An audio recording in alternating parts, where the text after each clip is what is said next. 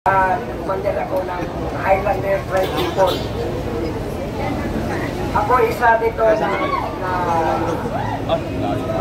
sa amin na Balaka. Kung nasa amin kaluban kung anong mangyari natin dito pag tayo ay madalang mahina tayong kumilos.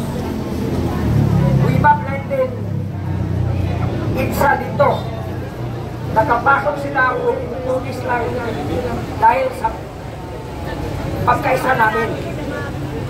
Ngayon, gustuhin man namin sa Mindanao, mag-isa tayo, hindi sa patayan, hindi sa digmaan, kundi sa katarungan.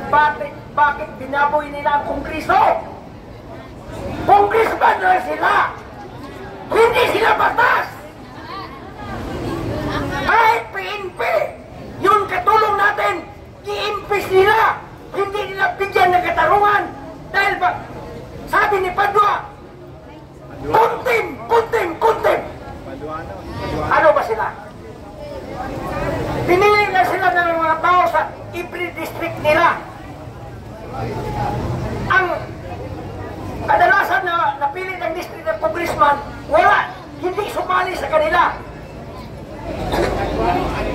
Ang lahat nagsali nila, party list. Kasalanan nila, bakit yung party list itubutan maging congressman? Ha? Bakit binaboy nila ang kongres natin? Atin yan! Hindi kang Padua, hindi kang Bante, hindi kang Castro, hindi kang... Ha? Si Barberes, palangga natin ang iyang ama. Pero yung gago na Barberes na yan, siya ang chairman. Bago pa lang ang linitis. Bago pa lang question na may iba. Question na iba. Sa korte, kailanman ang accused.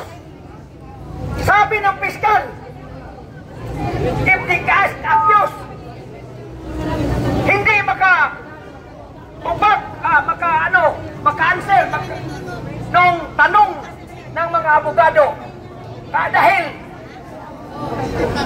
antukin. Anong sabi ng judge? I-reset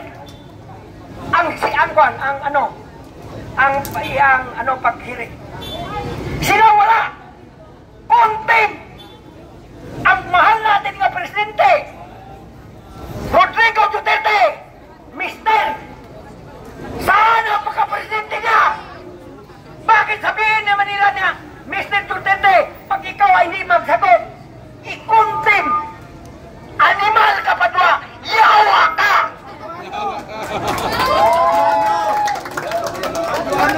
Kung makatulang hospital daw,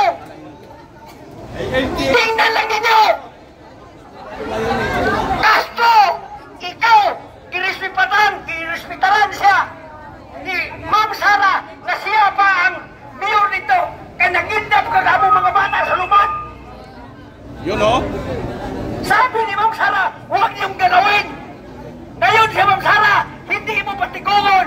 Ay sabi ni mo, ipagawas ang confidential fund. Si Ma'am Sara, reservist, complete colonel, kabaro niyang iipi. Gago ba siya? I-book out niya ang confidential. What is confidential? Hindi lang grado ko. Bawal ka magsabi ang confidential ay ganon. Kaya kung magsabi siya sa Congress, bugot ang aming presidente, Sara Duterte. Yun ang gusto nila kabuling. Oh. Hey! Sino kami Mindanao hindi magalit? Samtang yung pag-upisahan dito, sabi ni Kairek, Esteban to, di kumanser, ikulong na ka. Again, yes, ikulong. Sabi niya, hindi pa siya nagubad, kita-kita namin. Ngayon naman, answer niya, may buwa ko abogado. Pagkas abogado, another question, kuntim talaga. Sabi ni Kairek, kanggaro ko. Sino hindi magaling niya? Good. Pangatlo na. Yun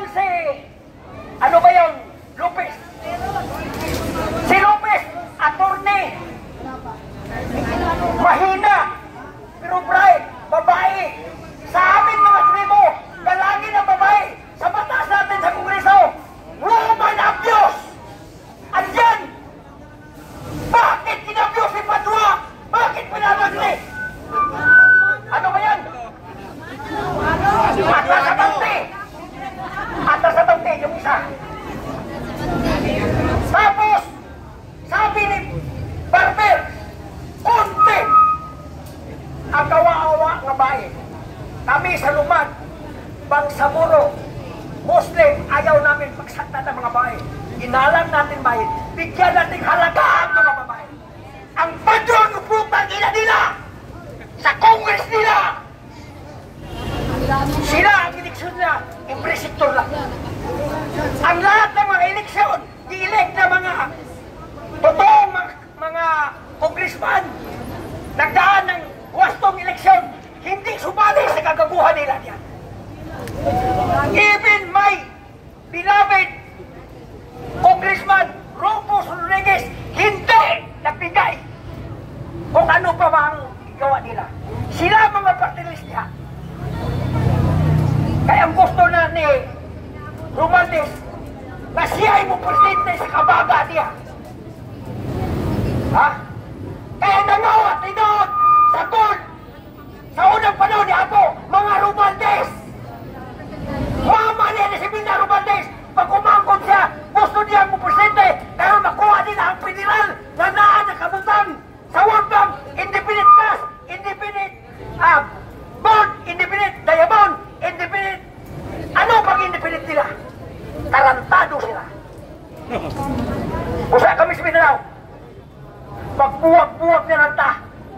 Kung di minyo taga-justisya, justisya nga, pinaagi sa international court, local court, batas, pinaagi sa yaman, sa mga adul karim, na kanunuluhan namin dito sa Mindanao. Kami ang may-ari sa kwarta, Abdul Karim.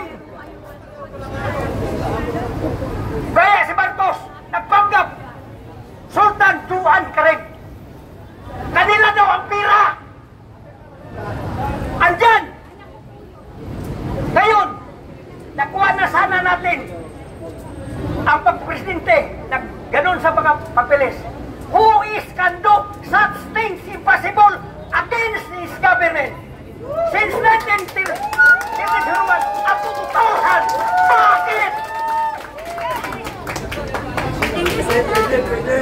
Nagpirma ang ama niya last 110 million indigenous people ang bigyan sa nasabing last 12 ni Marcos o ni Padir Diaz. 1 billion ayaw ni Romualdez kasi ang tagiya ko no, yung papa ululo ba na niya kay Marcos is the lawyer sa mga Romualdez datong panon papa danang Imelda Marcos. Unang naitabo nila usay kami sa Mindanao bisan ka mo din Maharlika Tondo ano pa yan dito.